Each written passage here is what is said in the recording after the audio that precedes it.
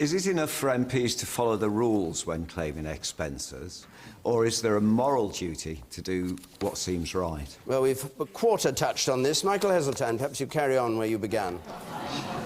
Well, I don't know if there's any point in adding to what I said. Oh, you said she was... Yeah, I'm sorry, you said she was distracted. We're talking about the Home Secretary, of course, and whether she lives in London or in her constituency. It's a black and white issue. Members of Parliament are elected to positions of trust where they're going to take massive decisions about the laws in which we all operate.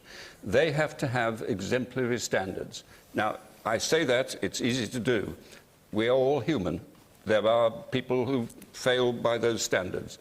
Parliament must be absolutely rigorous in maintaining the standards that are deemed proper.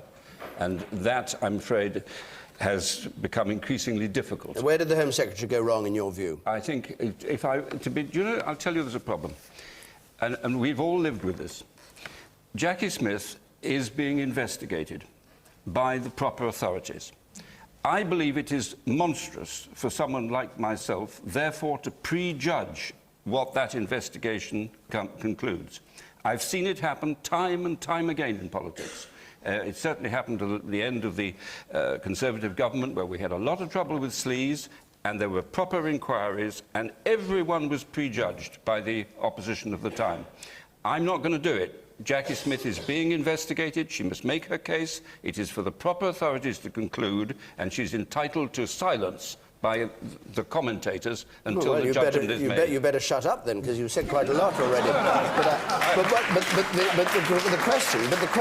The question wasn't about whether she was right in terms of parliamentary standards, but whether there was a moral duty, in the words of Richard Beck, to do what seems right. In other words, whether there's an issue other than the particular issue of the rules of Parliament. Oh, I think you can't have the perception that you have rules and then popular opinion, or worse, the journalists, make a decision about what seemed right.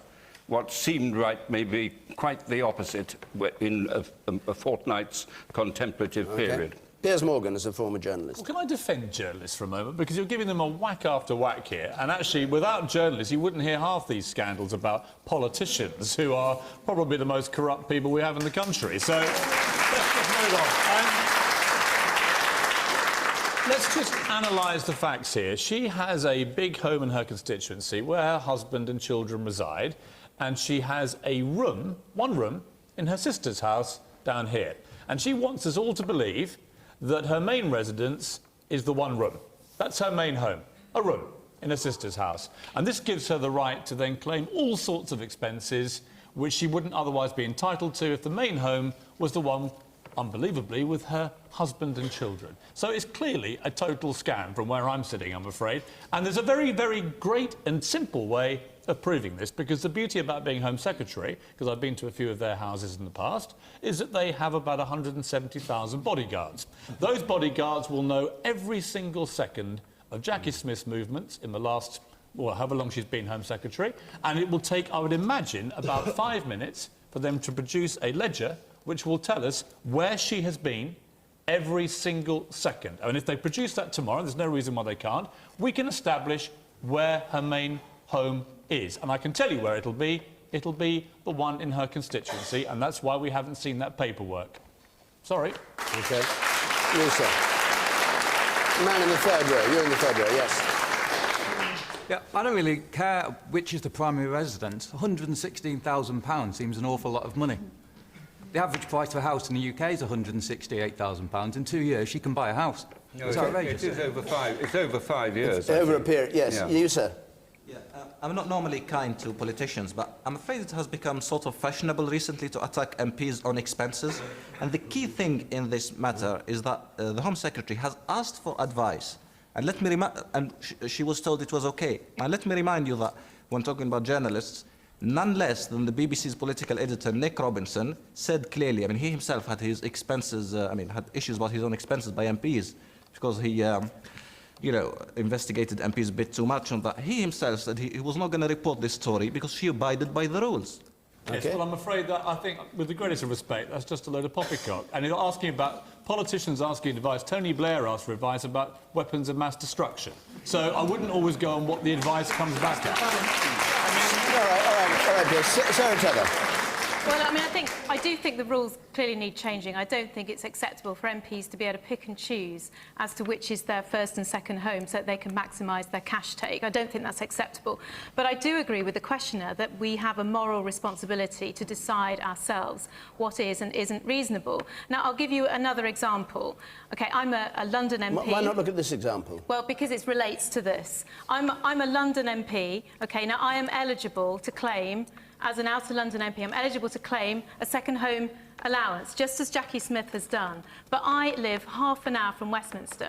I think it would be completely unacceptable for me to claim... How can you claim a second... If you live in Brent and you have to go to Westminster, I am classed as you go on the tube train. Exactly. Well, that's my point. Get an allowance for travelling on the tube. That's my point. I am eligible to claim it. Now, I don't claim it because it would be ridiculous and absurd to claim it. Why can you claim it? Because you're not near enough to Westminster? Because I'm classed as an outer London MP. Now, lots of London MPs who live as close as I do to Westminster do claim it. Now, I think that's completely unacceptable. And what annoys me about this, and what annoys me about this particular case with Jacqui Smith, is it gives us all a bad name. And I am, frankly, sick to death of it. OK.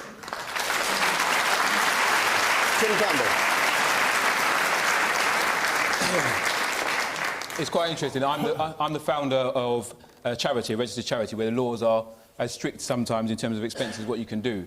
And when we stand up in front of the Charity Commission and talk about the Bright Ideas Trust, I have to say very clearly the expenses I claim are relevant to the business. Now, the letter of the law is quite easy to understand. You can see the details of that. However, I know that when I stand up in front of young people that we encourage to go about business, I have to understand, is the spirit of the law exactly the same? And in this particular situation, I think, hand on heart, if someone asks a question, you have to say, it isn't the case. And that's, for me, is rather troubling, because these are people that we look up to. And I think we've got to make sure that we can ask ourselves the question and lie down at night and say, am I happy with the decision I've taken today? OK. Tony McNulty. I think... Can you pick up on this point, which is the spirit of the thing is what matters, and that's where it's gone adrift? As much as the letter. Well, I think there is something in that, the spirit of the letter point, but I agree with the honourable gentleman. Sorry, I thought I was in the House. With Michael, I'm sure he is an honourable gentleman.